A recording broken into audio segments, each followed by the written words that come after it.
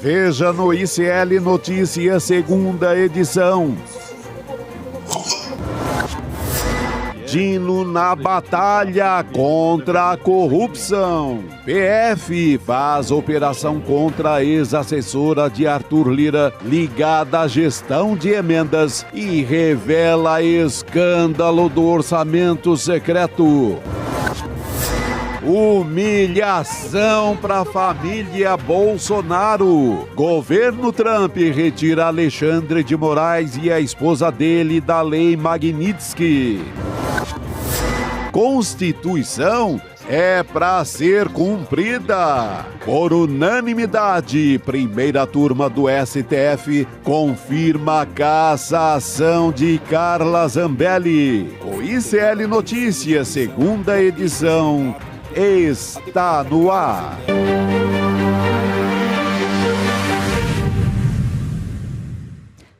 Olá, seja bem-vindo e bem-vinda ao ICL Notícias, segunda edição. Hoje é sexta-feira, dia 12 de dezembro de 2025. É isso aí! Sextou, Chico! Boa tarde para você. E olha, falamos do Lira ontem e hoje temos novidades. Hoje tem novidade. A Ema gemeu no tronco do Juremar, viu, professor? Porque o Lira ontem estava chateado com o Hugo Motta, porque o Hugo Motta deixa o Glauber se livrar e faz aquela lambança toda na visão do Lira. Hoje, o alvo é o próprio líder político alagoano, líder do Centrão, né? O homem do PP, que mandou rios de dinheiro para Maceió, para Alagoas, na verdade. Pois é. Juliano, boa tarde a você. E o STF decretou aí a perda automática do mandato de Carla Zambelli. Foi isso, né? Foi isso. Foi rápido, inclusive. Uma afronta da Câmara dos Deputados. A decisão judicial era clara, né? Deputado ou deputada que tiver condenado com trânsito em julgado fica inelegível e tem perda do mandato, né? A Câmara tinha só que encaminhar a decisão judicial, não fez isso, afrontou o Supremo e a resposta veio rapidinho. Vamos ver como é que a Câmara agora vai responder nos próximos dias o Hugo Motta, que se tornou um grande consenso na imprensa, nos analistas políticos e até entre os seus aliados como um presidente da Câmara fraco, omisso e incapaz de enfrentar os BOs que estão estourando na Câmara toda semana. O responsável pela esculhambação, nas palavras do próprio Arthur Lira. Exatamente. Ele usou isso, né? A definição dele é esculhambação. E hoje vamos entrar no mundo Arthur Lira, né? Esse que vai ser o nosso tema principal, nossa primeira parte do nosso jornal, com o Chico Sá, que é especialista em codevasf, em política lagoana, vai nos dizer exatamente o que está por trás das denúncias já passei muito nesse universo aí, mas tem uma outra companheira aqui da nossa equipe que sabe muito mais do que qualquer um de nós, que é a Heloísa Vilela. Daqui a pouco esteve lá, passeou no terreno ali para onde deveriam ir as emendas. Porque esse negócio da emenda, o imoral é porque elas não viram obras para valer. Elas não viram serviço para as pessoas. Porque digamos que o cara faz uma obra qualquer, mas vai lá, emprega um pedreiro, emprega gente do local, movimenta a economia. Mas o pior é que esse tipo de grana costuma virar patrimonialismo. Aumenta só, normalmente, o patrimônio dessas famílias, sejam liras, sejam outras do Sudeste, do Sul, de qualquer região do Brasil. Pior é isso. Pois é. Vamos entrar nessa história, gente. Presta atenção, vem aqui comigo. O ministro do Supremo Tribunal Federal, Flávio Dino, afirmou que há fortes indícios de que Mariângela Fialec, ex-assessora do deputado e ex-presidente da Câmara, Arthur Lira, operava diretamente o encaminhamento de emendas parlamentares supostamente desviadas do chamado orçamento secreto. Hoje, Fialec foi alvo de uma operação da Polícia Federal que cumpriu mandados de busca e apreensão. Lira não é alvo das investigações, tá? Na decisão, Dino argumentou que a assessora supostamente atuava em nome de Arthur Lira e permaneceu na função mesmo após a saída dele da presidência da Câmara. O ministro diz ainda que há fortes indícios de que a assessora integrava uma estrutura organizada voltada ao indevido direcionamento de emendas parlamentares, supostamente atuando sob ordens diretas da antiga presidência da Câmara, fato que ainda está em apuração. Olha, procurada, a assessoria de Lira reforçou que atualmente Fialek não é assessora do deputado e que não houve busca alguma no gabinete de Lira. Você chamou Elô? Você falou em Elô? E eu vou chamar a Elô, porque ela está muito dentro dessa história. Hoje ela tem que estar aqui. Pois é, Elô. Olha, que história do dia de hoje, né? Falávamos bastante sobre Arthur Lira. E hoje ele não é o alvo principal, mas ele tá enrolado, né? Tá atrelado ali, porque a assessora é a dele. Boa tarde, querida. Pois é, boa tarde, pessoal. Boa tarde, Roberta, Juliano, Chico. Não falou no Arthur Lira, não é alvo, mas ele é mencionado mais de 20 vezes num documento de 32 páginas que justifica essa batida da Polícia Federal que aconteceu aqui, nesse corredor onde a gente está. Eu queria mostrar para vocês uma salinha muito especial aqui da Câmara dos Deputados, que é essa sala aqui. Sala de assessoria da presidência. Isso daqui não existia antes do Lira ser presidente da Câmara dos Deputados. Foi ele que inventou essa sala, como o pessoal aqui chama de puxadinho, para botar a chamada Tuca. É o apelido dessa moça. A Tuca trabalhava ali. E isso aqui, gente, tinha fila de assessor parlamentar para ir lá despachar com ela e resolver os problemas das emendas. Não, vai para aqui, vai para ali. Era aqui que eles ficavam resolvendo emenda. Acontece que a Tuca saiu.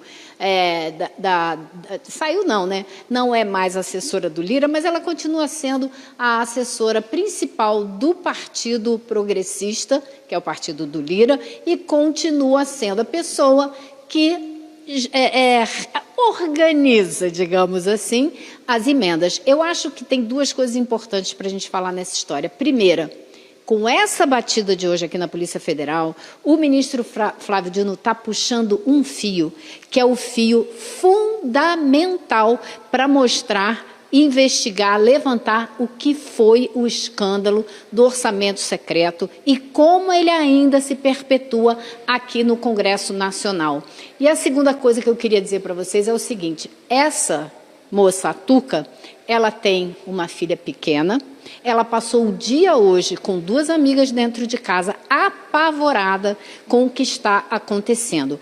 Ela tem uma ameaça grave de sofrer uma prisão preventiva e os amigos, algumas pessoas que conversaram com ela, aconselharam a Tuca hoje: olha, a sua saída é delatar para cima, ou seja, dizer quem mandou fazer o que você fazia. Porque ninguém acredita e ninguém pensa que ela fez o que quis, do jeito que quis. É claro que ela estava seguindo ordens de alguém. Então, é isso que alguns amigos estão aconselhando.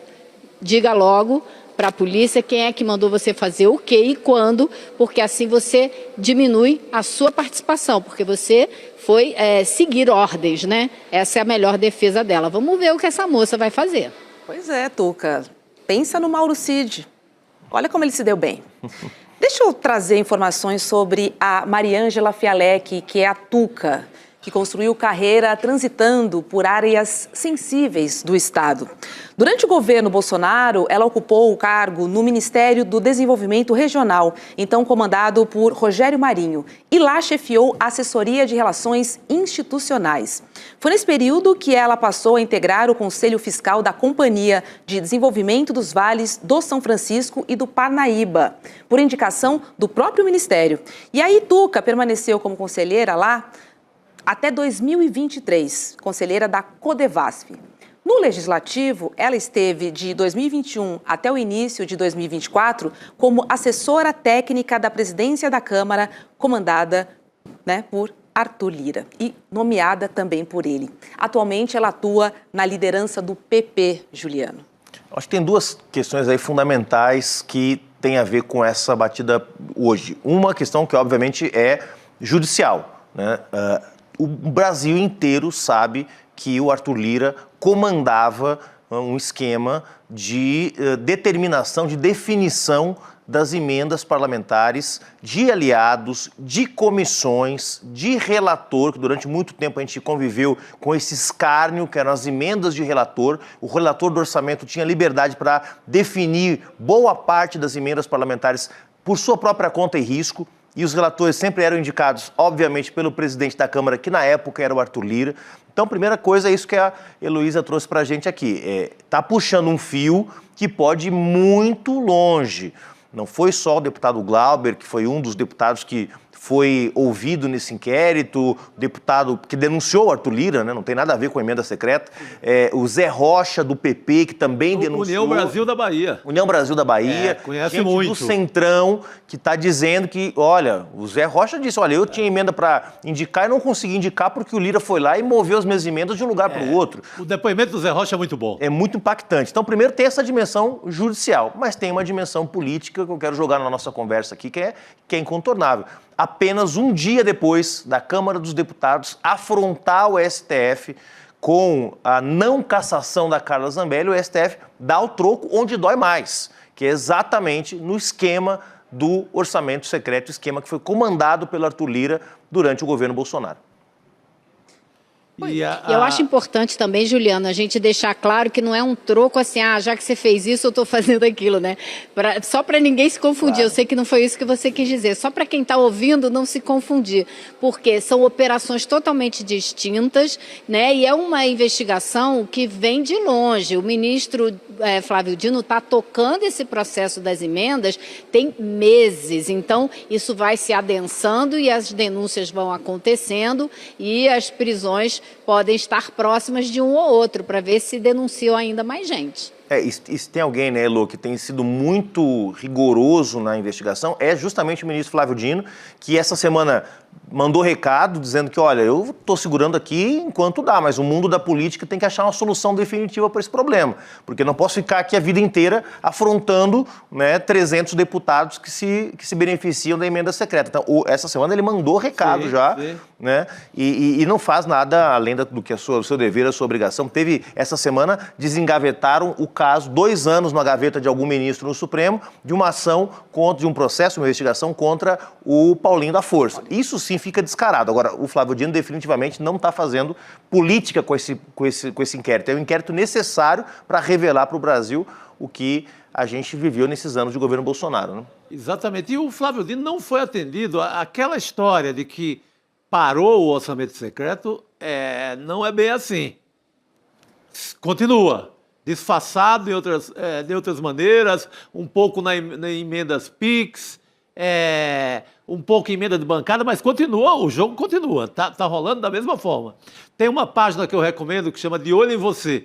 Você pega o deputado da sua região e vê quanto ele está levando de emenda, né? De emenda ali por ordem do Hugo Mota ou do Alcolumbre. Aí lá tem separado o tipo de emenda e você tem que pegar essa gente aí na sua região, quando chegar na sua região, no final de semana, e perguntar qual foi a obra que foi feita com aquele dinheiro, porque está lá. Você pode anotar no caderninho lá, no caderninho do fiado, que esse povo deve muito à população, e vai lá, deputado, aqui, 7 milhões para a sua região, para aqui para a gente. Está onde mesmo? Qual foi o serviço? Porque é isso que na hora H o Flávio Dino quer saber. Ele disse uma frase essa semana assim, gente, eu só quero ver a obra. Não estou pedindo nada demais, porque a suspeita é de que não há serviço, não há obra. O dinheiro vai e fica no bolso de alguém. Como a gente sabe muito bem que fica, né? Então, o escândalo é esse. É isso. E olha, quando tem obra, é obra superfaturada, um cimento que não funciona, um asfalto que não funciona, que daqui 1 mês, 2 meses está estragado, então por aí vai. Mas o ministro levantou um caso assim que é seríssimo e tem repercussões assim muito grandes e mostra como o sistema funciona. Acho que é isso que é importante. Ele fala de organização criminosa e dá alguns exemplos para a gente ter uma ideia do que vem por aí. Olha só, os depoimentos de deputados federais e senadores embasaram a decisão do ministro do STF, Flávio Dino, contra a ex-assessora de Arthur Lira, a Mariângela Fialec, também conhecida como Tuca. Num dos depoimentos, o deputado Glauber Braga aponta para a existência de um redirecionamento forçado das emendas determinado pelo então presidente da Câmara, Arthur Lira, cujo principal beneficiário era o estado de Alagoas, que teria recebido um grande volume de verba pública originária de emendas parlamentares, isso para o município de Rio Largo, que tem uma população aí de aproximadamente 70 mil habitantes. A verba teria sido repassada por meio de emendas da Comissão de Turismo, já que o colegiado não possui deputados alagoanos. De 2019 a 2022, Rio Largo recebeu aproximadamente 90 milhões de reais do chamado orçamento secreto, Heloísa. Olha, essa história de Rio Largo é uma história que a gente denunciou aqui há quase 3 anos. Eu continuo em contato com o pessoal de Rio Largo até hoje, porque é um caso escandaloso. Tem um prefeito lá, o conhecido como GG, que foi preso várias vezes. É o escândalo chamado escândalo do Beco da Pecúnia, onde havia troca de dinheiro que era feita nesse beco, por isso ganhou esse nome. Mas o GG, deixa estar que o GG é comparsa, é amigo, é colega do Arthur Lira de muitos anos antes. Eles dois foram pegos lá na Operação Taturana, que Chico Sá conhece muito bem. O GG é o cara que foi pego dizendo: isso é dinheiro de corrupção sim, mas é a minha parte no negócio, eu quero a minha parte. Gravado, a voz dele. E esse cara continua aí. Continuou participando de operações assim, foi preso várias vezes e continuou recebendo dinheiro. Esse caso da Comissão de Turismo é absolutamente escandaloso, porque a comissão foi obrigada por Arthur Lira, pelo presidente da Câmara, a mandar uma verba fabulosa para Alagoas, sendo que o presidente da comissão não era de Alagoas, nenhum dos deputados da comissão era de Alagoas, e ainda assim Alagoas recebeu uma verba absurda vindo da Comissão de Turismo. Quem é o deputado do Paraná que vai mandar dinheiro para a área de turismo de Alagoas? Fala sério, né? Então, assim, esse é um caso escandaloso que precisa ser muito bem investigado. Pois é, eu tenho um outro trecho aqui, porque o deputado Glauber Braga diz que o ex-prefeito da cidade é um aliado de longa data e que não hesitava em exibir publicamente a parceria que tem com Arthur Lira na indicação de verbas federais para o município. Esse ex-prefeito, chamado Gilberto Gonçalves, foi preso 4 vezes. Numa delas, quando ainda era da Assembleia Legislativa, junto com Lira. E lá ele foi pego confessando que recebia dinheiro de corrupção. E aí ele foi afastado do cargo de deputado estadual e depois se elegeu prefeito, Juliano. É isso. 90 milhões para Rio Largo, gente, 90 milhões, é muito dinheiro. A Câmara, para quem não conhece, a Câmara e o Senado tem 3 tipos de emendas parlamentares. A emenda individual, que o deputado manda para a obra, para o serviço que ele quiser. A emenda de bancada estadual, né, que normalmente isso é um acerto com o governador. No caso de São Paulo, a bancada de São Paulo faz uma emendona para o Tarcísio. O Tarcísio depois devolve isso em definição de investimentos do orçamento estadual. E as emendas de comissão de educação, de saúde, de turismo. E era aí que rolava o esquema pesado. Porque quem controla as comissões? O Centrão. O pessoal preside uma comissão, o PT preside 3, são mais de 30 comissões na Câmara. Então, era ali que o orçamento secreto continuou funcionando. E pior, com um mecanismo que é a tal da emenda PIX, transferência fundo a fundo, porque até hoje, até pouco tempo, as emendas tinham que ser destinadas para alguma coisa concreta. Construir um hospital, ampliar uma universidade, construir uma UPA, asfaltar uma rodovia. Agora não, a emenda PIX é dinheiro do fundo público da União para o município e o município usa como quiser. Não tem que prestar contas, um escândalo, um escárnio. Então, de alguma forma, o sistema da emenda secreta continua funcionando porque esses gestores não precisam prestar contas via essa famigerada emenda PIX. E olha, a história continua, gente. Depois de novas denúncias de envolvimento em corrupção e já afastado da prefeitura, o Gilberto Gonçalves escreveu uma carta que seria uma declaração de amor agradecendo pelo último período que Lira passou na presidência da Câmara. Amigos de foto, de post, não escondiam para ninguém. Pelo menos agradece, né? É um amigo bom que agradece, né? Aquele amigo que despreza. Mas nossa audiência aqui, diante de qualquer escândalo, e o escândalo, principalmente que envolve o nome Arthur Lira, começa a perguntar quem vai abafar, quem vai arquivar. Por quê? Porque o Lira Tem esse prefeito aí, que é amigo dele, que foi preso 4 vezes. O Lira não foi preso hora nenhuma porque ele tem muita proteção. A Taturana, que a Elô cita, é uma operação que caça ele, condena ele ainda em Alagoas. Ele é candidato, ele é deputado até hoje, segurado por liminares. Nessa guerra de liminar, ele coloca uma liminar, o TRE de Alagoas engole, e aí consegue outra no STJ e por aí vai. O Lira é deputado e teve esse poder todo, e tem até agora, segurado em liminares, porque era para ter sido cassado lá atrás, não era para ser sequer candidato. Mas segurou. Teve o primeiro grande escândalo dele, que foi o escândalo da robótica, também envolvendo orçamento secreto. Kit robótica. Até hoje tem 4 milhões lá no STF, numa gaveta não sei de quem, que não tem dono. Porque foi do escândalo da robótica, pegaram lá num cofre em Maceió, num cofre do amigo do Lira, e levaram esse dinheiro, a PF leva para Brasília, o STF pede, que o caso estava com o Gilmar Mendes, e esse dinheiro ninguém vai buscar, porque quem for buscar vai ser o dono, e o dono, portanto, vai ficar com carimbo de ladrão. Então esse dinheiro está lá. Esse dinheiro do caso robótica ainda está lá, ninguém pega. Lá um tempão. E o caso foi arquivado, colocado assim, um caminhão de pedra em cima pelo Gilmar Mendes, por conta do poder sem fim do Lira, ainda presidente da Câmara. Por isso que a nossa audiência pergunta, e agora, quem vai matar no peito de novo? Porque vai! Se tiver o nome Lira no meio, vão matar no peito.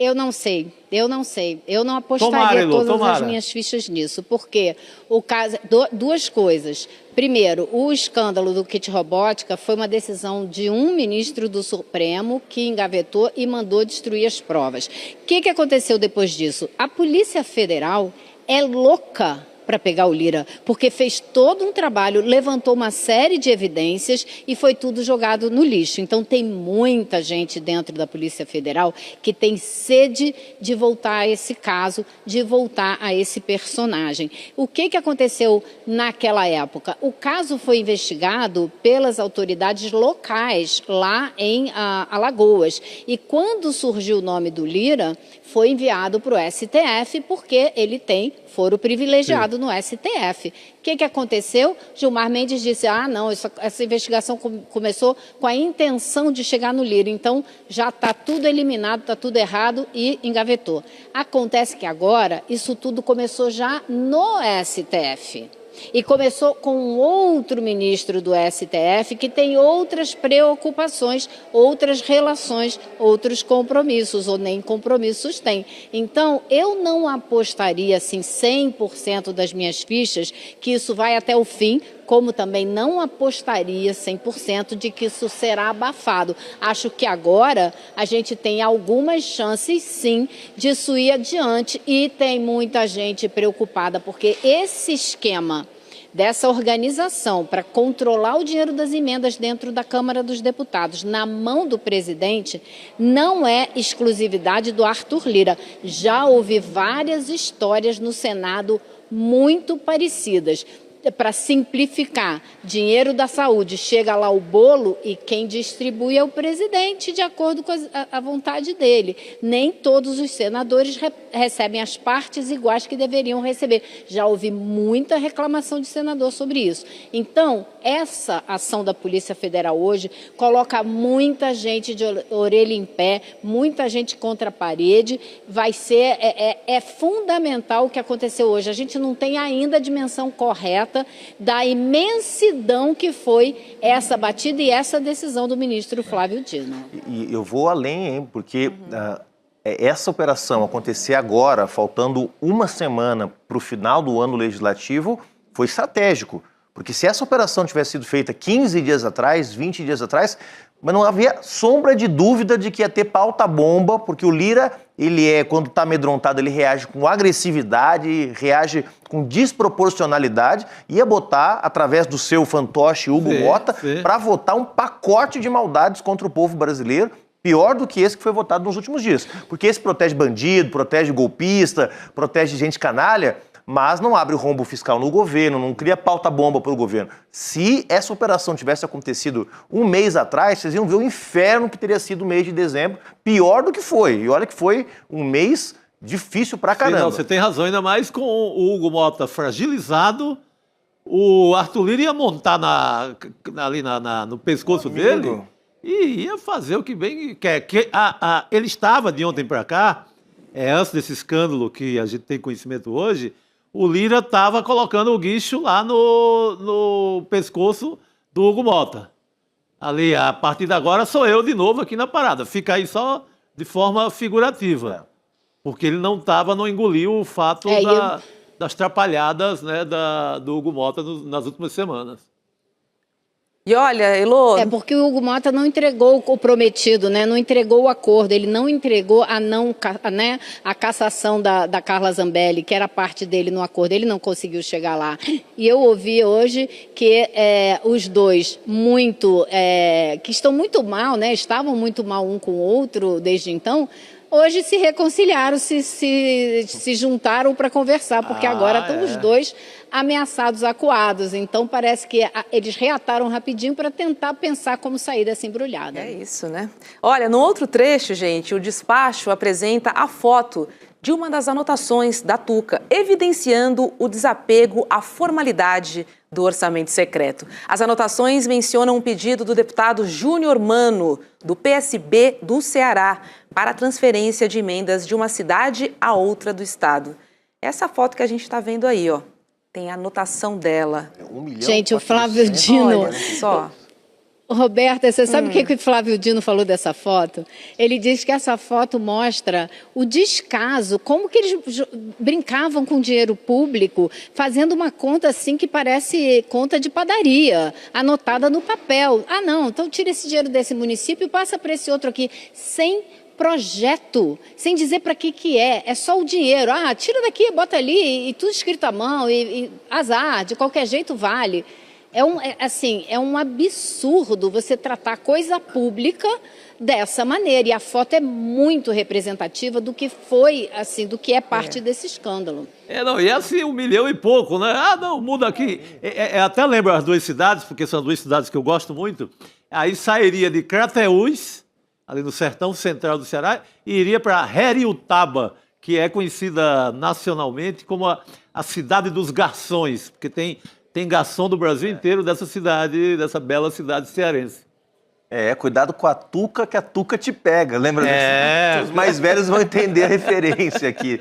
A Tuca, se botar a boca no trombone, olha, vai abalar. Que a Tuca conhece tudo.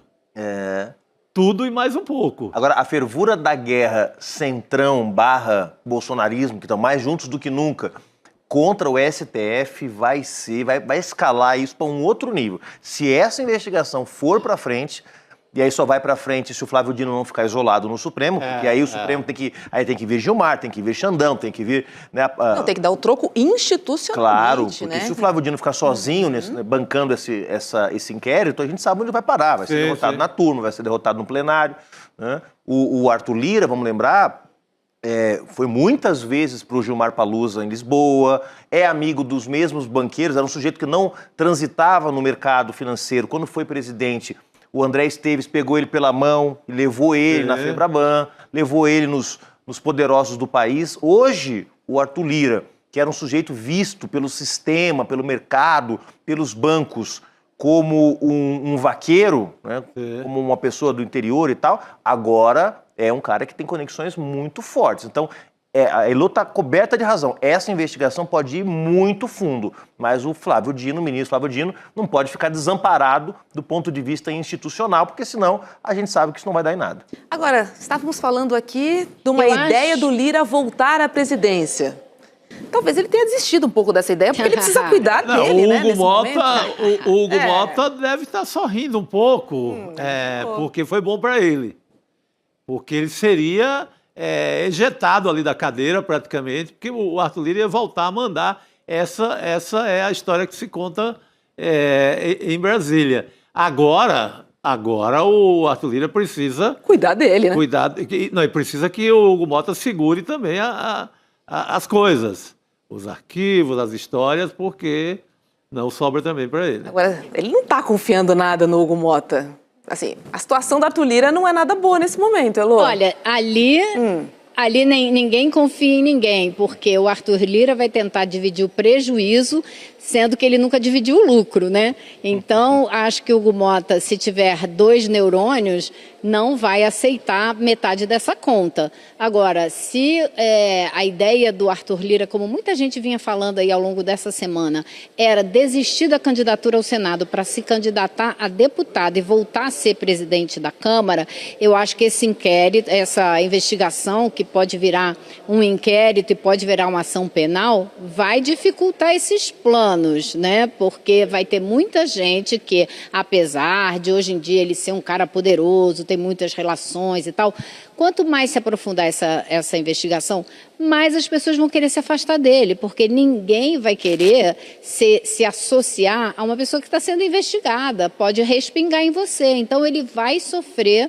acho eu, né, um retrocesso aí nessas relações poderosas que ele cultivou durante tanto tempo. Não, faz todo sentido. A Tuca, para lembrar também, ela passou também na Secretaria de Governo do Temer. Caixa Econômica.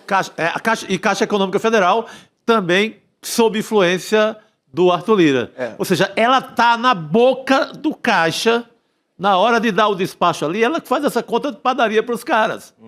É uma técnica, evidentemente, não pode pagar sozinho por essa história, não é ela que decidia, mas ela é que faz aquela conta de chegada, opa, vai tanto para cá, tanto para lá, e esse é meu, esse é teu, e vamos embora. Como uma delação cairia bem. Igual aquela música do Luiz Gonzaga, essas emendas é naquela base de um para tu, um para mim, um para tu, um para mim, um para tu. 2 para mim e 1 para você. Né, exatamente. 3 para mim e nada para você, né? E é bom lembrar, gente, porque se for fundo, chega no governo Bolsonaro. Porque esse esquema da emenda secreta, depois da emenda PIX, a emenda de relator, foi todo montado no governo Bolsonaro, porque o Bolsonaro não tinha nenhuma noção de como formar maioria no Congresso Nacional, então passou 25% do orçamento discricionário do Estado brasileiro para o Centrão, que até hoje tem esse percentual do orçamento de investimento do país nas mãos.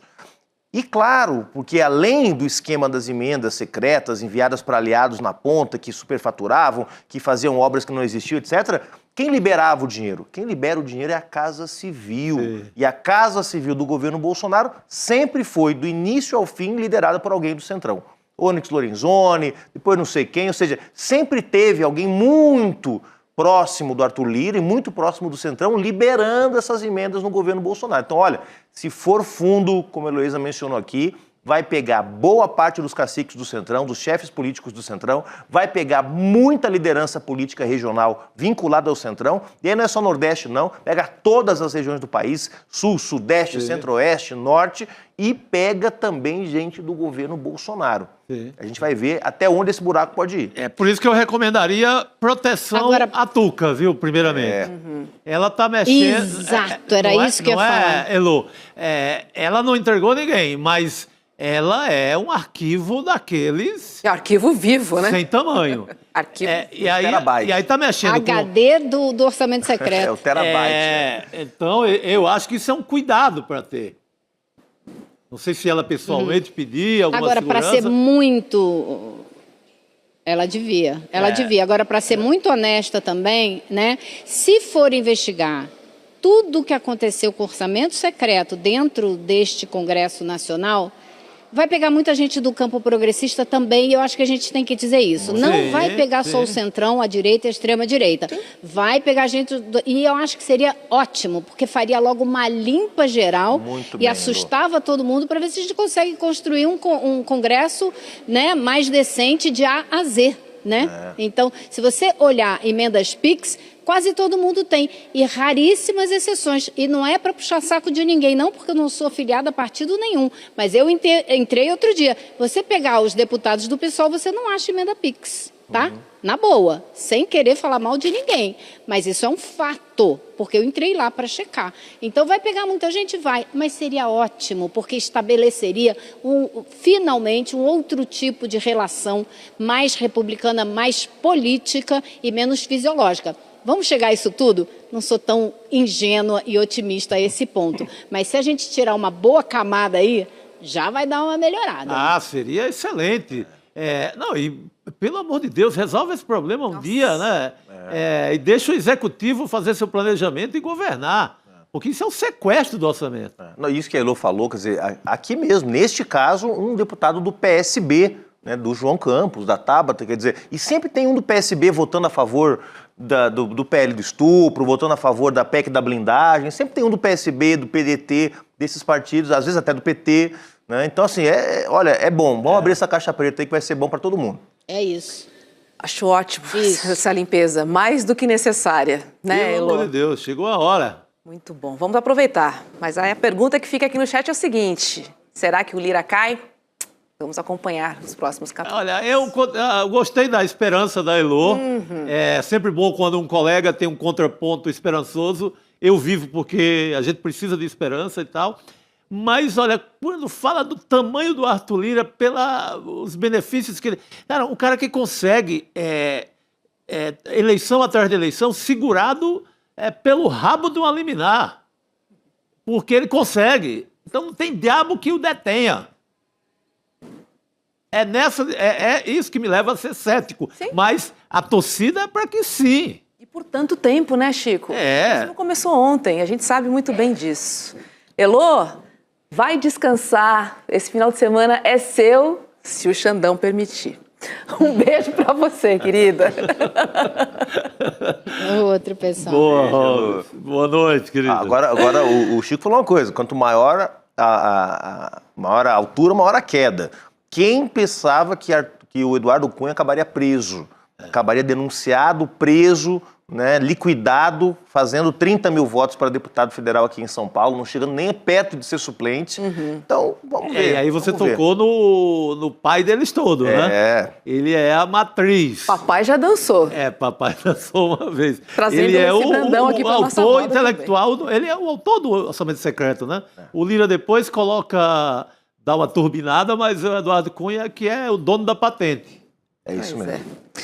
Juliano, sextou pra você. Sextou, Olha vou que beleza. abrir a minha jurubeba, fiz aqui minha análise do Congresso, sou especialista em Congresso Nacional agora, como toda semana tem alguma coisa de Congresso Nacional para falar. É que você traz bastidor. Mas você conhece, também. Pode compartilhar um pouquinho dessa vivência. Você conhece. Eu vou abrir a minha jurubeba antes, vou botar um copinho de jurubeba já com gelo para o Rodrigo Viana daqui a pouco poder Boa, garoto. deleitar com a jurubeba. Boa, professor. Bom fim de semana, Valeu, Juliano. pessoal. Oi, Rodrigo. Agora sim, boa noite. Boa noite. Chegando aqui. Pois é. Não, eu estava acompanhando aqui nos puxando o fio do bastidores. Lira aqui, Rodrigo. Puxando esse fio. Eu diria que foi um dia terrível para a direita e para a extrema-direita, né? Família Bolsonaro levou a Magnitsky, retirado da Magnitsky na cabeça, e o Arthur Lira levou uma busca e apreensão na cabeça. Não foi na busca e apreensão dele, mas chegou bem pertinho, né? Chegou bem pertinho dele. Eu entendo o ceticismo do Chico, mas isso que o Juliano falou aqui no final é importante também. Até o Eduardo Cunha teve uma hora que caiu. Não, eu quero que vocês tenham razão, pelo amor de Deus. Um recado pro Lira e pro Mota também. Sim, né? Fique bem claro. E para todos eles que têm rabo preso ali nas emendas. É muita gente. Com essa batida de hoje, muita gente não vai dormir nos próximos dias. Não tem Rivotril que dê para essa gente Brasília. toda, não né? tem. Olha só, minha gente, faltam apenas 2 dias para você garantir a sua vaga na formação de ensino superior mais revolucionária do Brasil. É neste domingo, tá? O lançamento da turma de 2026 da pós do ICL, Repensando o Brasil, Sociedade, Política e História.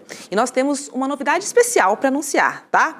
Todos que se tornarem alunos neste domingo, durante o evento de lançamento, irão colaborar com a doação de bolsas de estudos para professores do ensino público de todo o Brasil. Olha que bacana! No grande encontro que a gente teve, né, da comunidade do ICL, que foi o Despertar 2025, nós recebemos alunos bolsistas da pós e pudemos ouvir deles como essa oportunidade transformou as suas vidas. Vamos dar uma olhadinha no que eles contaram pra gente.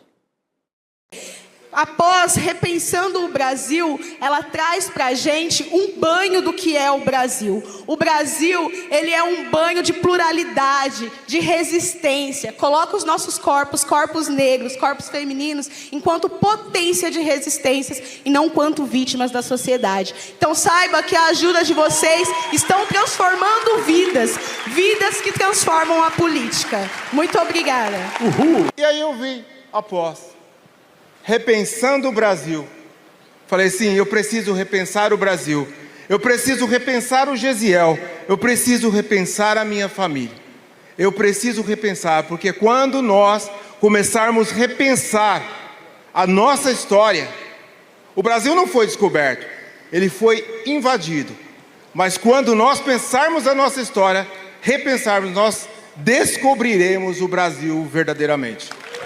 Ana Paula, obrigado. Aline. Que bacana, né? Por isso você não pode ficar fora desse lançamento da turma de 2026 da pós Repensando o Brasil.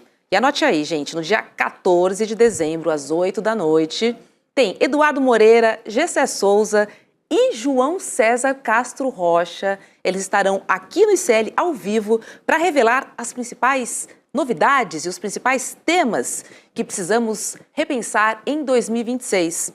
Vai ser bacana esse encontro. Então, além de liberar as melhores condições de matrícula já oferecidas. Então, é isso. Mas preste atenção. Essas condições só estarão disponíveis ao vivo durante a transmissão. E essa é a sua chance, então, de garantir a sua matrícula com mega desconto. Pega essa live, gente, e se inscreva. Vai lá em icln2.com.br. icln2.com.br. Que bacana, o ano que vem. Muito bom, faça como a Roberta, se inscreva e faça após. Muito bom, vem ser meu colega de turma, estou esperando por você. Vamos chamar o Jamil Chad agora para o nosso N2? Oi, Jamil, seja bem-vindo.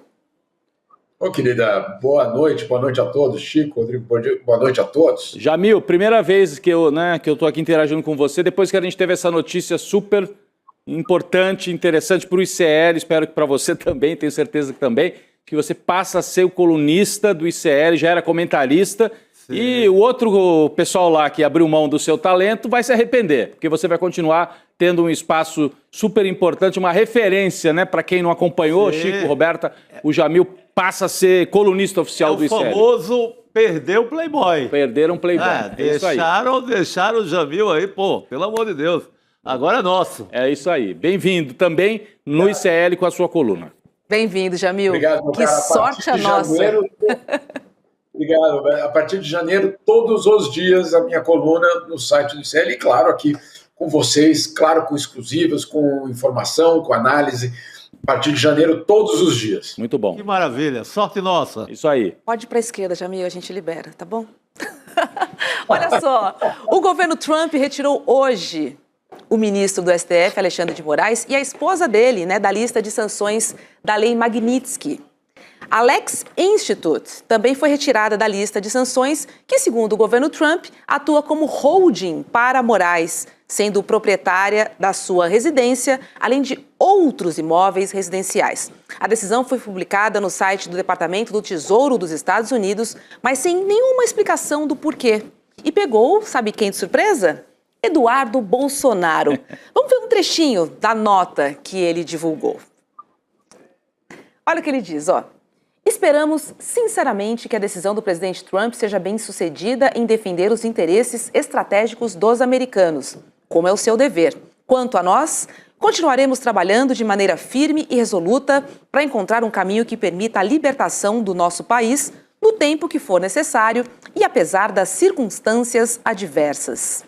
Ou seja, Jamil, reconhece que o negócio tá bom. De pesar, agradecendo o Trump, mas eu vi uma lágrima caindo desse post. É verdade. Escorreu uma lágrima do teclado. Foi, não? Vamos lá.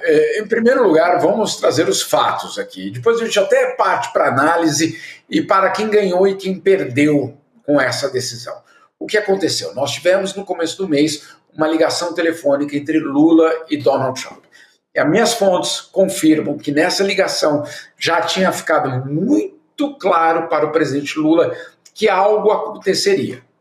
Então, o governo brasileiro já se preparava, já sabia que algo nesse sentido poderia acontecer. Ninguém esperava que seria tão rápido, mas já havia uma indicação de que naquela conversa ficaria evidente que uma solução, entre aspas, seria colocada. Desde o começo, desde aquele momento do esbarrão na ONU, sim, em setembro, o governo brasileiro colocou esse tema, dizendo que era importante para o Brasil, que o Brasil não aceitava que a soberania brasileira fosse violentada da forma que foi violentada por uma lei Magnitsky, que o próprio autor da lei Magnitsky disse não é para isso que essa lei foi criada. Então tem todo um contexto. E aí, obviamente, o governo brasileiro sai dessa reunião no começo do mês muito otimista. Mas ninguém imaginava que seria tão rápido. E aí vem essa decisão de hoje. Olha que curioso, Roberta, alguns elementos. Em primeiro lugar, vem essa decisão sem uma explicação oficial no site, né? No site, basicamente, da lista das pessoas que são alvos ou não da lei Magnitsky. Muito bem. Mas é colocado um comunicado de imprensa, tanto pelo Tesouro americano como pelo Departamento de Estado, e depois pela própria Embaixada americana, dizendo que isso era um resultado de uma anistia que foi dada. A gente sabe que não é verdade. Não houve anistia a Bolsonaro, apesar da aprovação daquele projeto de lei extremamente complicado, um golpe dentro do golpe, mas não era uma anistia. Tanto que os bolsonaristas não falam que é uma anistia. Não só eles não falam que é anistia, mas se você for lá procurar nas redes sociais de um certo Rodrigo Constantino, ele diz muito claramente que o governo Lula venceu. Ele coloca essa palavra, venceu. Ou seja, vamos aqui, o governo americano tinha que dar uma explicação. Afinal de contas, como é que você usa uma bomba atômica, que é a lei Magnitsky, depois retira a bomba atômica sem explicação e fala, opa, erramos. Não, você não pode fazer isso. Então o governo americano criou uma narrativa para dizer, olha, nós estamos satisfeitos com a anistia que vocês criaram em relação a Jair Bolsonaro. Mentira! Não existiu essa anistia. Mas, claro, para a narrativa interna, para salvar a reputação americana, eles então criaram essa desculpa. E saíram por isso. Agora, o que é que fica dessa relação? Em primeiro lugar, o governo brasileiro comemora, sem dúvida nenhuma.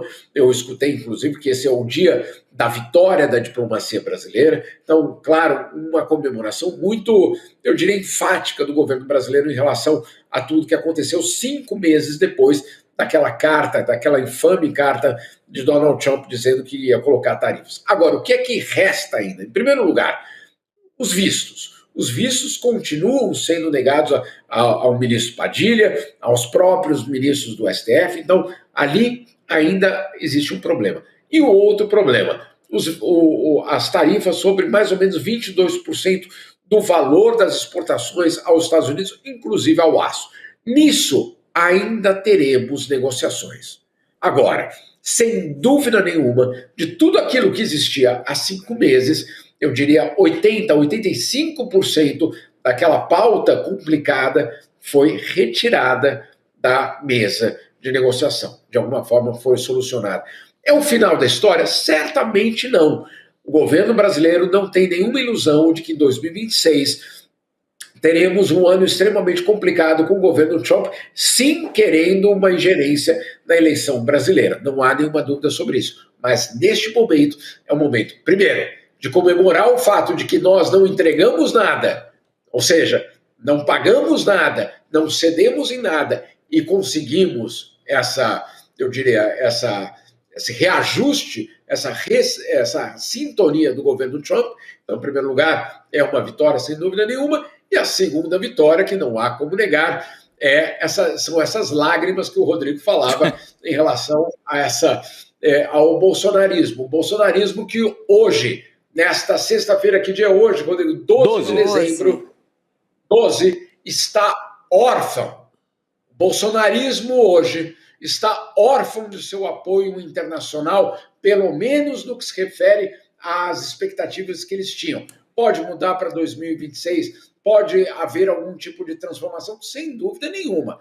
Mas hoje, aquela história, ninguém solta a mão de ninguém, chega ao final. Na verdade, resta só a solda, né, Chico?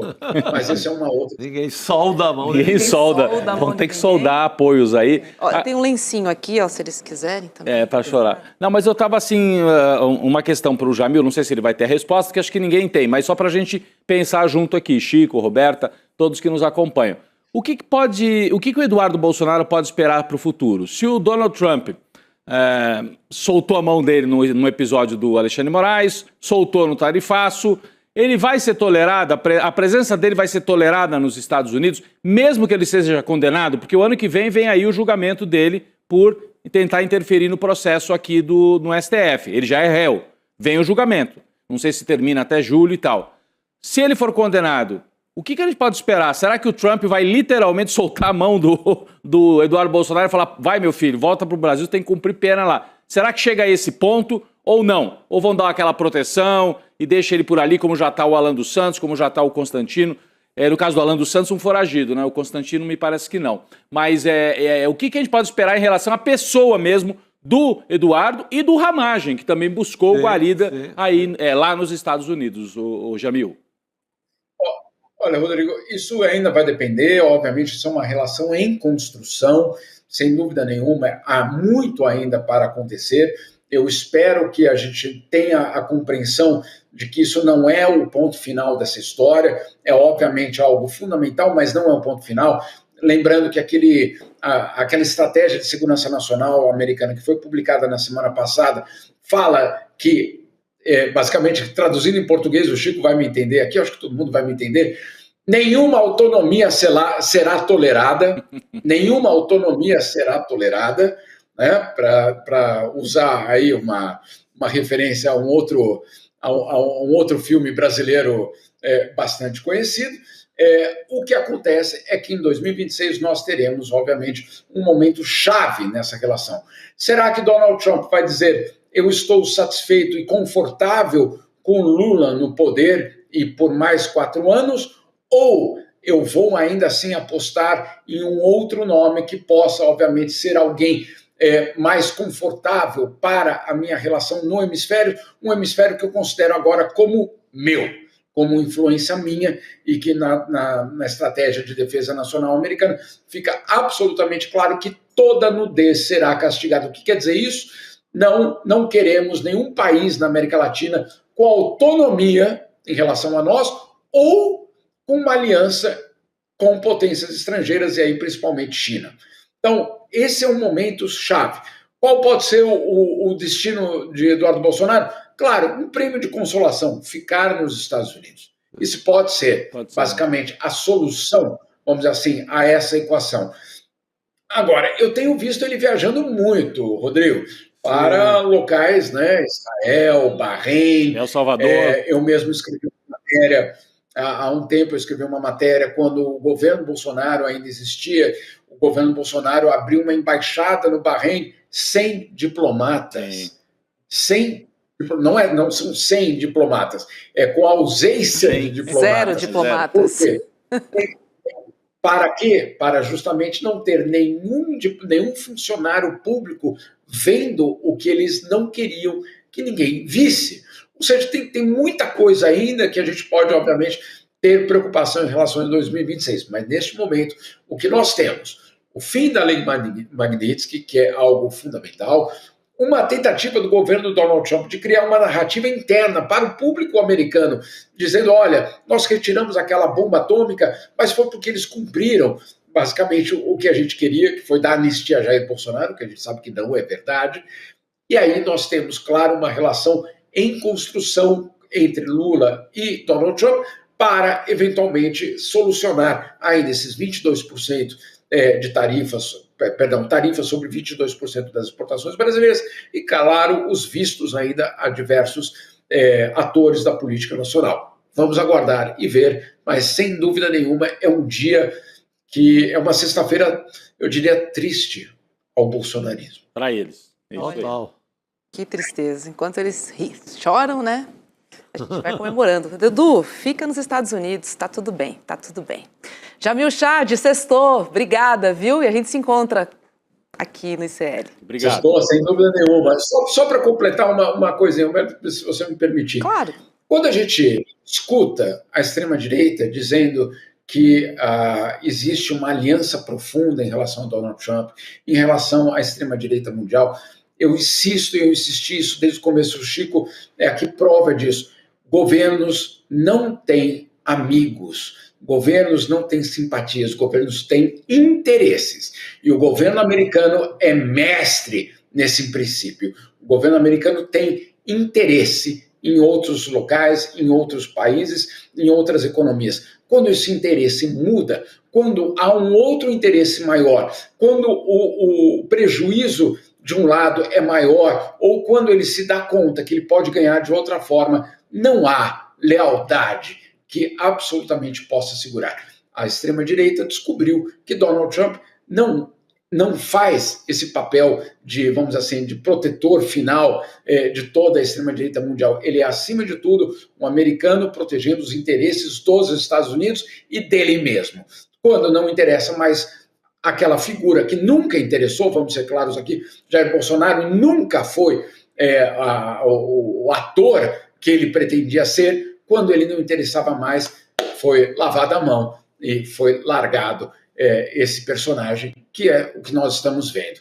É um dia que, na verdade, a gente precisa entender como, acima de tudo, uma constatação desse princípio de que países e governos não têm amigos, têm, obviamente, interesse. Eu só fico com muita pena daquele povo que levou a bandeira americana para o 7 de setembro na Paulista. Nossa, e era uma bandeira gigante. É isso aí. Muitos bonés também, que ficam lá no fundo do armário, ninguém nem mais olha para aqueles bonés vermelhos também. Pois é, pelo menos por enquanto rolou química. Rolou química. Aqui para frente a gente não sabe, mas até aqui tá rolando. Obrigada, Jamil. Beijo para você. Bom fim de semana. Beijo, boa noite a todos. Boa noite, querido. Eu só fico preocupado porque eu me lembro que o Obama dizia o Lula é o cara. Lembra que teve aquele famoso episódio, o Obama encontra o Lula, super simpático com o Lula. O Lula é o cara. E ao mesmo tempo estava a CIA grampeando o gabinete da Dilma e a NSA ajudando o Moro a crescer e a Lava Jato a existir. Então os Estados Unidos é isso, defende os seus interesses, como dizia o Brizola. Interesses. E enquanto defende seus interesses, podem até fingir que tem uma certa simpatia pelo Lula, porque fica melhor, mas enquanto isso vão tocar a ficha. Se precisar vir para cima ano que vem, com certeza eleição vem com tudo. Principalmente se a gente mexer nas Big Techs. Aí ele fica doido. É verdade. Vamos chamar o professor Castro Rocha para sextar conosco aqui no N2. Oi, professor. Boa noite. Boa noite. Boa noite, Roberta. Bom revê-la, Roberta. Boa noite, Chico. Boa noite, Rodrigo. Boa noite. Boa noite, Estava com saudades também, professor. Vamos lá. Estamos aqui falando da família Bolsonaro. Vou falar do Flávio com o senhor, porque ele prometeu para empresários de um banco de investimentos que vai fazer uma gestão, digamos, liberal na economia e sem brigas desnecessárias na política. Ele se apresentou como um Bolsonaro centrado, gente. Juro. Nem eu acredito nas coisas que eu falo, às vezes. É muito complicado isso. O 01 falou também na situação dele que ele diz querer evitar, quando chegar à presidência. Vamos ver quais são. O que ele vai evitar? 01 vai evitar contestação das urnas eletrônicas. Vou aceitar agora. Olha só. Ataques sistemáticos à imprensa. Olha, Rodrigo. Declarações polêmicas no cercadinho no Palácio da Alvorada, Chico. Querendo se apresentar como palatável para o mercado. Olha só. E não está aí, mas ele tem dito também que ele tomou 2 doses da vacina e que ele não vai contestar a ciência. Ele está se vendendo ali como um Bolsonaro, o famoso bolsonarismo moderado. É isso. Que o Tarcísio tentou, é ele agora. É isso. Bolsonaro centrado, professor. Não dá para cair nessa história, né? É um Tarcísio de Freitas com o sobrenome da família. É exatamente o que ele está propondo. Ele está dizendo, eu sou o que vocês desejam no Tarcísio de Freitas. Isto é, a pinochetização do país. Com uma vantagem. Eu potencialmente tenho os votos que o meu pai possui e que o Tarcísio de Freitas não tem, e que nenhum outro nome na direita pode dizer que tem os mesmos votos do Jair Messias Bolsonaro, que, bem ou mal, perdendo em 2022, obteve 58 milhões de votos, o que é uma soma assustadora. Mas o que é mais irônico, Roberta, Rodrigo, Chico, é que o Flávio Bolsonaro está dizendo, ele está dizendo o seguinte: eu sou tudo aquilo que meu pai não foi. Eu serei um Bolsonaro sem ser Jair Messias. Isto é, se no primeiro momento foi a Michele Bolsonaro que escanteou o marido e tentou assumir o protagonismo político, agora, Roberta, é o próprio filho que está dizendo: eu quero me afastar do legado do meu pai. O que eu quero? Eu quero o sobrenome. Por quê? Porque eu acredito que este sobrenome traz votos. O que eu prometo para a sociedade e, sobretudo, para a Faria Lima, que eu serei exatamente o que eles desejam no Tarcísio de Freitas. Em outras palavras, Chico, se nós falássemos do Nelson Rodrigues, o Flávio Bolsonaro deveria dizer para o Jair Messias Bolsonaro: perdoa-me por te traíres. Totalmente. A peça é essa. Agora, do ponto de vista da estratégia política, Chico, eu acho que é até inteligente, assim, do lado do Flávio Bolsonaro, porque se ele tem uma disputa na direita, uma parte do mercado financeiro e do centrão diz: não, veja bem, precisamos ter alguém com um perfil mais moderado, ele fala: tá bom. Eu vou, né? Então deixa comigo, eu posso ser esse moderado. Por que vocês têm que buscar? Vocês querem Bolsonaro, não querem? Mas moderado. Posso ser eu, não precisa ser o Tarcísio. Pronto, pulo na frente. Porque o adversário dele, no momento, é o Tarcísio de Freitas. Não é ninguém de fora, não é Lula, não é ninguém. A gincana é essa, é contra o Tarcísio, um pouquinho contra o Ratinho do Paraná também, que tem chances nessa briga aí. Mas ele tem que dizer: olha, eu tenho as qualidades do Tarcísio de Freitas, ainda tenho um sobrenome com a vantagem do sobrenome Bolsonaro. E tomo vacina, e sou vacinado.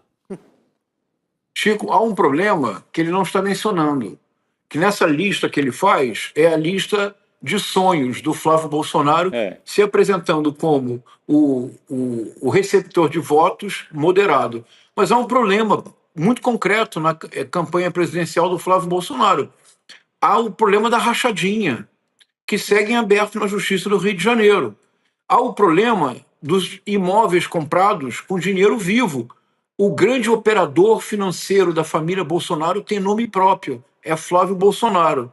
O operador internacional é o Eduardo Bolsonaro, com seu inglês de fritador de hambúrguer. Claro. E o operador das redes sociais é o Carlos Bolsonaro. A família Bolsonaro é uma perfeita empresa com divisões de tarefas. Funciona assim: o Jair Messias Bolsonaro é o louco que atrai votos. O Carlos Bolsonaro é o louco que domina as redes sociais. O Eduardo Bolsonaro é o louco que sonha com a extrema-direita transnacional. O Flávio Bolsonaro é o sensato que põe dinheiro no bolso. Dinheiro na mão do Flávio Bolsonaro, Chico, é vendaval. É vendaval. Ele comprou não sei quantos imóveis. Ele foi dono de uma franquia da Copenhagen, que de maneira muito curiosa, quando menos vendia chocolate era em abril, que é o mês da Páscoa.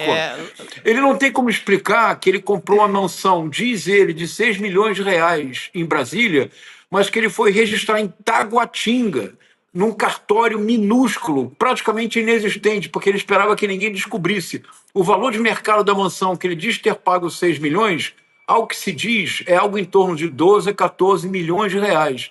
Isto é, o que o Tarcísio está dizendo é, o que o Flávio Bolsonaro diz é: eu posso ser tão moderado quanto o Tarcísio. Há uma coisa, no entanto, na qual o Flávio Bolsonaro jamais foi moderado, Rodrigo, é a ambição financeira, e é o fato de ter sido sempre o operador da família. Eu não vejo um futuro real para esta candidatura. Quando as matérias começarem a se avolumar das fortunas e das transações imobiliárias do Flávio Bolsonaro, o balão de ensaio vai se esvaziar rapidamente. Pois é. Olha, gente, o Filho 02 também virou notícia hoje, publicando um vídeo que mostra os soluços que o pai tem quando dorme. No post, ele diz que os soluços são consequências da facada que ele levou em 2018, ressaltando que Adélio Bispo, que deu a facada, né, foi filiado ao PSOL. Olha só, gente, juro. Essa imagem é... Não, tem um globo ali, ele não acredita na terra plana, não. Não acredita, não. E tem um soldadinho também, quando tá a imagem mais aberta, tem um soldadinho de chumbo, um negócio assim ali mais no ar. Olha a cara do Elemento, não dá, né? Olha o Globo ali. Ó, no cantinho direito vai aparecer o soldado. É um bom ator, não é? É, olha lá. O que será que ele estava escutando aí, hein? Hino militar, alguma coisa assim? O que será que era? Eles adoram, né? Mas eles adoram.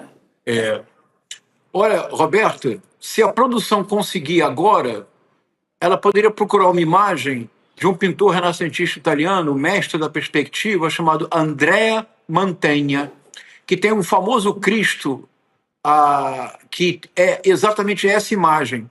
O que o Carlos Bolsonaro tenta criar é uma imagem de vitimização do pai. Ele já havia reproduzido esta imagem logo numa das vezes em que o Bolsonaro foi internado. É uma das telas mais famosas da pintura ocidental, porque é um verdadeiro exercício de perspectiva. E a figura do Cristo do Andrea Mantegna recorda esta posição. Isto não é casual, e eu arriscaria dizer, Roberta, que provavelmente este homem não está dormindo. Isso é uma cena posada com o objetivo de fazer uma equivalência dessa imagem clássica de Cristo com o Jair Bolsonaro e jogar a última cartada que possui o bolsonarismo. É a vitimização do Bolsonaro. É a última cartada que eles possuem. Vocês encontraram a imagem? Eu encontrei aqui, estou mandando aqui para a nossa equipe. Não sei se a produção já conseguiu separar, mas já encontrei. É realmente impressionante.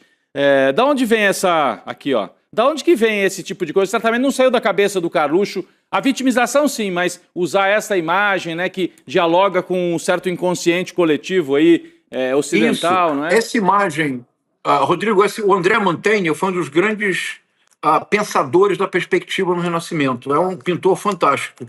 Essa imagem, ela é ensinada em todas as escolas de belas artes e todas as pessoas que se interessam por pintura, em algum momento, conhecem esta imagem. Porque essa perspectiva, não sei se vou conseguir mostrar, essa perspectiva que você quase que vê, olha, Aí, essa. Pronto. Essa é uma das imagens mais icônicas da cultura ocidental, é a imagem do Cristo já morto, portanto inconsciente. Veja que ele não está com os braços abertos, está vendo, Rodrigo, Chico, Roberta? É muito importante, porque ele não está crucificado. É o Cristo deposto, retirado da cruz e já morto. Se você agora corta para a imagem do Bolsonaro, você percebe que existe um claro interesse de criar uma correlação visual, porque mostra a imagem com a perna, com uma imagem inteira. Veja. Percebe, Rodrigo?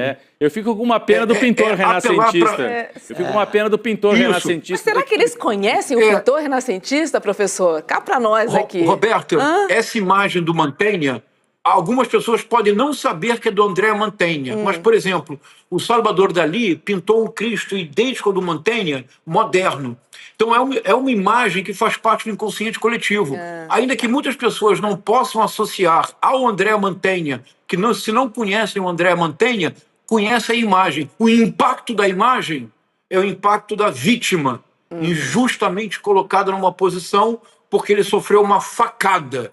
E a facada, não esqueçamos que num congresso do CIPEC em Florianópolis, de todos os lugares do mundo, Chico, Florianópolis, o Nicolas Ferreira fez o discurso mais aplaudido do encontro, e que ele termina o discurso colocando uma imagem do Bolsonaro ferido, ele corta e coloca no telão que imagem, Roberta?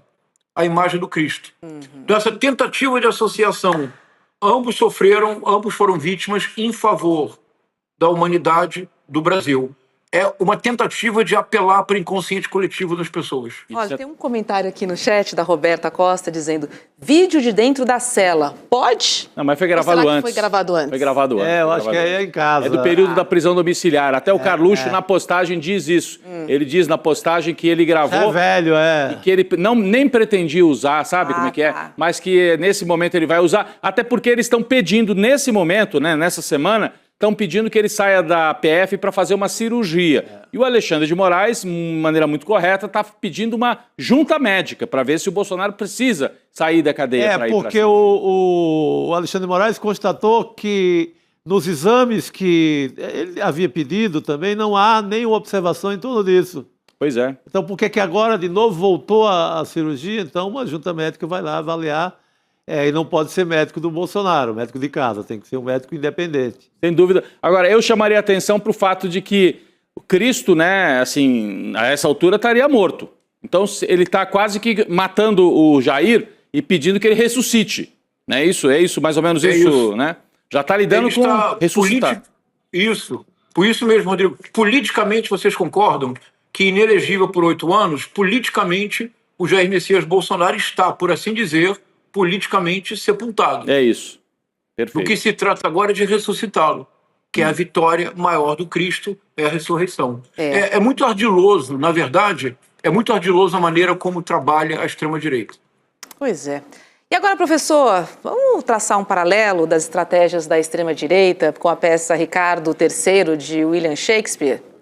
Vamos, professor? Vamos. O senhor lê o original em inglês e, na sequência, eu leio a tradução? Eu vou dizer o original, assim? Roberto. Eu tenho de cabeça, eu vou dizer para você o original, você lê a tradução, pode ser? Caramba, eu tô quase pedindo pro Chico ler William Shakespeare, que eu acho que é a cara dele, viu? Não, eu mesmo fiz a tradução, especialista. é assim. Olha, a cena é a seguinte, o Ricardo III é o grande vilão do teatro shakespeariano, e é uma novidade muito grande no teatro elisabetano, porque o vilão usual, o modelo do vilão é o Iago, é o vilão dissimulado. É aquele que a todos engana e todos creem que ele é amigo, leal, sincero. Só se descobre a vilania do Iago no último ato.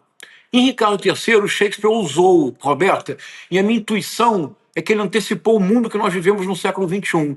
Porque o Ricardo III entra no palco e ele afirma o que ele é. Ele diz assim: I am determined to prove a villain and hate those idle pleasures of these days. Continuo? Sim. Deixa eu ler a tradução aqui para o pessoal pegar. Tramas urdir, conjecturas perigosas, ébrias profecias, mentiras e ilusões, para criar, entre meu irmão, Clarence e o rei, ódio mortal de um contra o outro. Muito bom. Fecha aspas. É isso. Olha só, Roberta, Chico, Rodrigo, o Ricardo III é o irmão mais novo da família que chegou ao poder depois do final da Guerra das Duas Rosas. Agora eles chegaram ao poder. O Ricardo III, no entanto, é um homem deforme, um braço maior do que o outro, ele é coxo, ele tem uma corcunda pronunciada, ele é muito feio. Então ele diz: estou decidido a provar-me um vilão e odiar os prazeres vãos destes dias. Porque como é que ele vai fazer com toda a sua deformidade física num momento de festa? Ele diz assim: plots have I laid, tramas urdi, libels and dreams, mentiras e ilusões, by drunken prophecies, olha que lindo isso, Chico, profecias ébrias, libels and dreams, to set my brother Clarence and the king in deadly hate, the one against the other. Se nós pensarmos, Roberta, Rodrigo, Chico, tramas urdir, teorias conspiratórias, mentiras e ilusões, fake news, ébrias profecias. Qual é a finalidade? O que ele pretende criando esse conjunto de narrativas mentirosas que cria uma ilusão?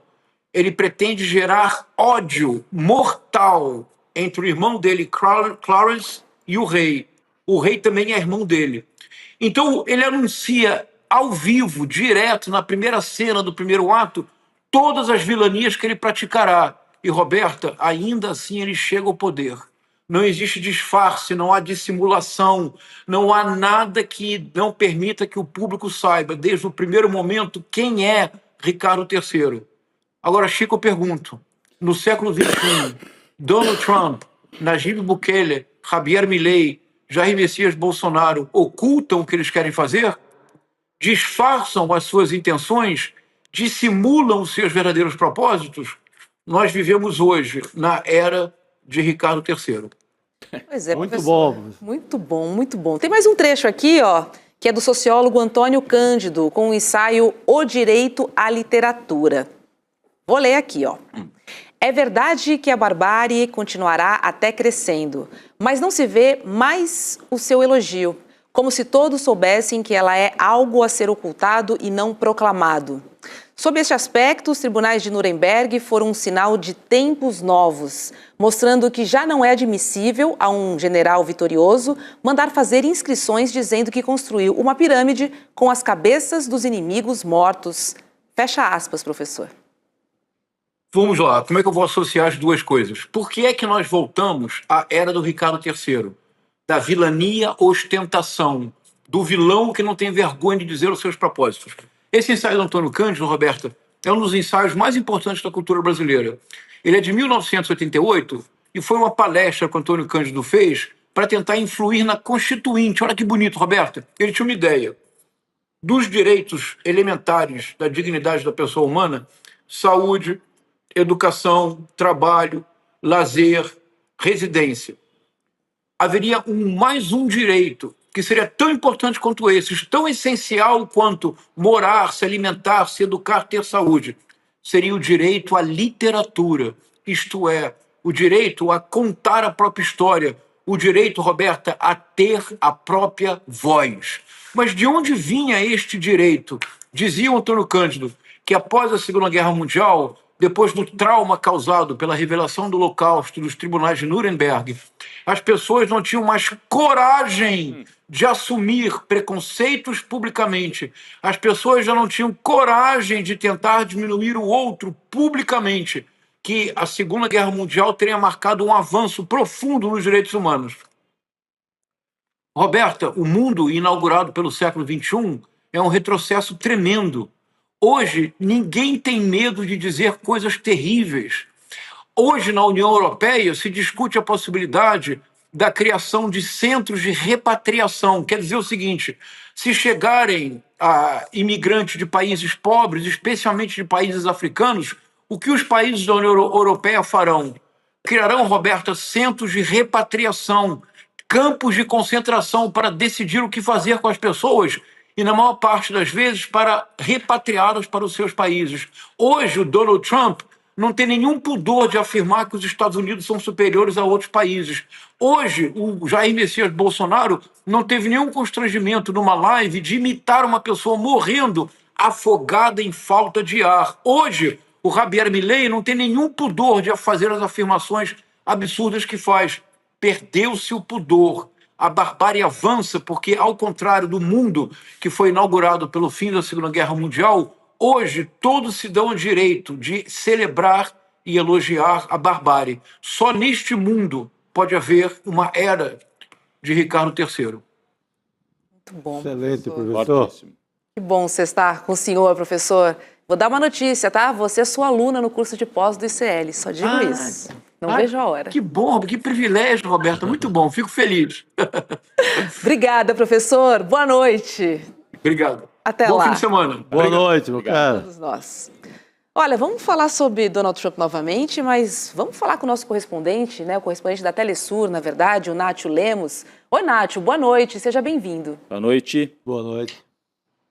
Olá, Roberta, olá, Rodrigo. Também muito obrigado aqui desde Buenos Aires, hoje com muito calor. Um prazer estar com vocês. Tá calor aqui no Brasil também, Chico, perdão, pelo menos também, em Chico. São Paulo. Tá bem abafado por aqui depois das chuvas, né? Principalmente aqui em São Paulo. Olha só, os Estados Unidos apreenderam um navio petroleiro na costa da Venezuela.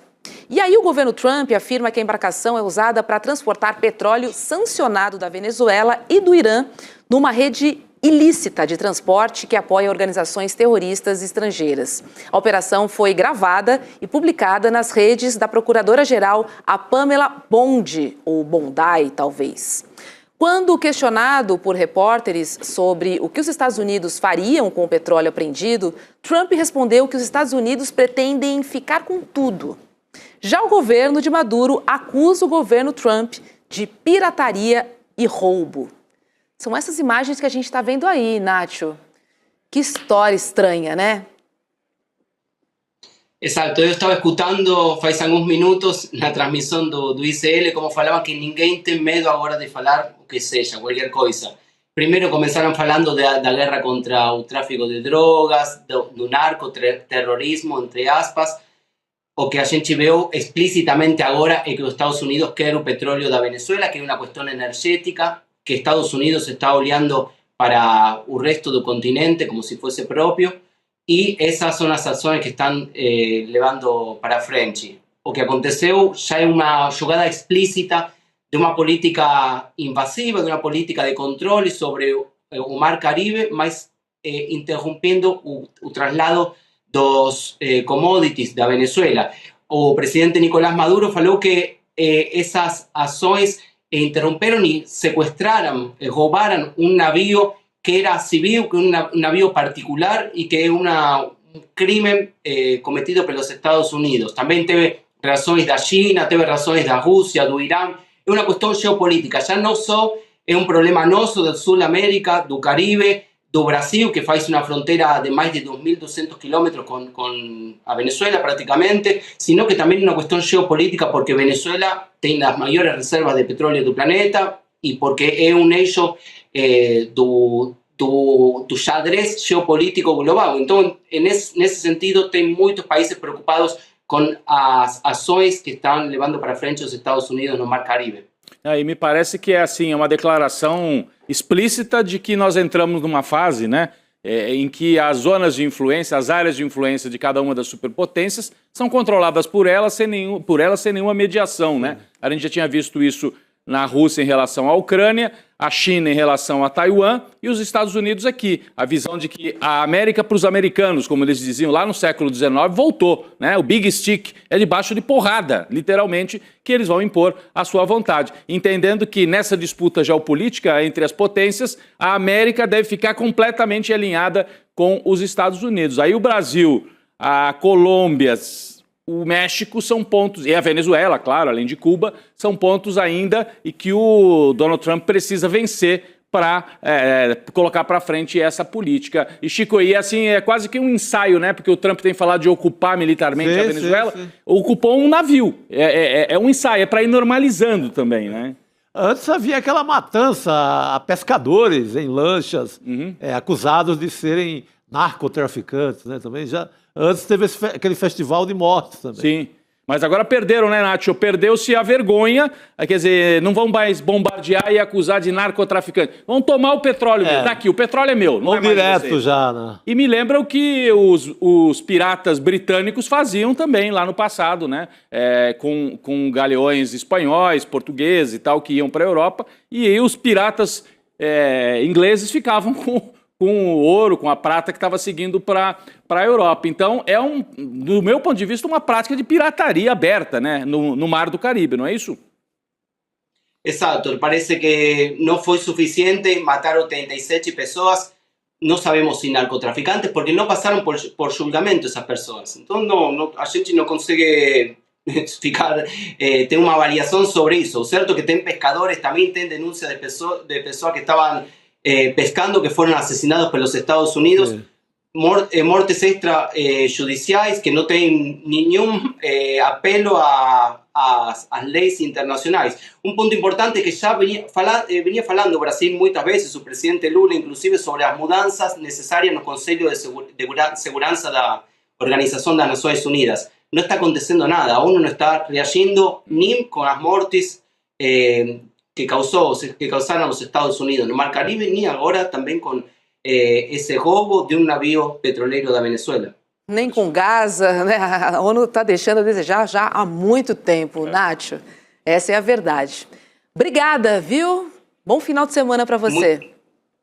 Muito obrigado a vocês por essa conexão, estamos sempre juntos. Obrigado. De olho também nessa história, que está escalando. Está escalando. Sim, não, navio agora já, né? Não é mais e confisca uma lancha só. Um navio gigantesco. E olha só, prepare a sua pipoca, porque hoje tem Cine CL, tá? O seu encontro com o melhor do cinema, toda sexta-feira, às 7 horas da noite. Vamos dar uma olhadinha no que o Duda Leite selecionou essa semana. Roda aí. Minha dica de hoje é o documentário Futeboys, da dupla de diretores Bruno Badain e Luiz Ferraz, que infelizmente nos deixou em setembro passado, enquanto filmava seu novo projeto. Futeboys é um olhar sociopolítico sobre as diferentes relações criadas pelo futebol no Brasil. O documentário mergulha em 3 diferentes universos do futebol, trazendo realidades distintas, que mostram como o esporte, especialmente o futebol de várzea, pode ser uma grande ferramenta de desenvolvimento social. Em um quilombo no sertão de Pernambuco, na periferia de Santo André ou na várzea da Zona Leste de São Paulo, o futebol está sempre presente. Nem a lama das várzeas, nem o asfalto esburacado e nem as dificuldades socioeconômicas são capazes de impedir e desmotivar a prática desse esporte. Após a exibição, eu vou conversar com o produtor, diretor e montador Bruno Badain. Boa sessão! Muito bom, né? E para você não perder, entre no grupo exclusivo do programa no WhatsApp. É o icl.com.br/cinegrupo. E lá a gente vai compartilhar conteúdos exclusivos também e te enviar o link da sessão que começa coladinho no N2, Chico. Daqui a pouquinho. Sexta com pipoca e vamos lá. Pipoca e futebol da periferia, né? Periferia, dos interiores do Brasil, né? Muita gente associa uma certa decadência do futebol brasileiro à falta de espaço, né? Quando você perdeu espaço para ter campo de futebol, isso é um debate já antigo na imprensa esportiva. Mas engoliu, a especulação engoliu tudo que é campinho por aí, né? Ficou... Sobraram só as escolinhas, tudo programada, né? Perdeu a espontaneidade. Há quem diga que mudou até a forma de jogar do brasileiro. Sim, porque entrou na escolinha. Antigamente você jogava no campinho sem técnico, sem professor, sem ninguém. Era a molecada que botava um chinelo de cada lado e jogava, né? E agora você tem uma coisa mais organizada, mais, entre aspas, mais disciplinada, com menos espaço. Não é todo mundo que pode também pagar uma escolinha, ou às vezes ter acesso a uma escola de prefeitura e tal. E aí isso muda muita coisa. Interessante o documentário, dá vontade de ver. Muito bom. Interessante. E pensar no futebol profissional, que é um grande negócio, né? Meu Deus do céu, só dinheirama. Inclusive da gente assistir e acompanhar. Eu vejo quando está na semifinal para frente, assim. Não tenho muita paciência não, porque tá difícil, o salto alto tá alto demais ali. Então. Meninos, vou nessa. Obrigada pela companhia nessas 2 semanas. Roberta. Segunda-feira, Gabi de volta. Gabi Varela está de volta na lojinha, comandando o N2, juntamente com vocês. Comunidade, obrigada pela sua companhia. Um beijo, um ótimo final de semana. Obrigado, Roberta. Domingo temos um encontro. Domingo temos o Brasil inteiro. Exatamente. Até Juazeiro do Norte, lá, o Cariri, minha terra, vai ter 8h30 na Praça da Bíblia. Olha. Frente ao Rumeirão. Olha que legal. Vamos pra rua, eu quero todo mundo na rua. A gente precisa se manifestar. Do MASP em São Paulo, a Praça da Bíblia. Praça da Bíblia, na frente do Rumeirão, lá em Juazeiro do Norte. Isso aí. Rua da Aurora, no Recife também, vai ser quente. Porto Alegre, Rio de Janeiro, em Copacabana. Boca Maldita, em Curitiba. Não é? Muito bom. É isso. Bora pra rua, bora pra rua. A gente precisa se manifestar. Um beijo, um ótimo final de semana pra todo mundo. Valeu. Tchau. O Brasil vive um momento decisivo e entender o que está em jogo exige mais do que manchete.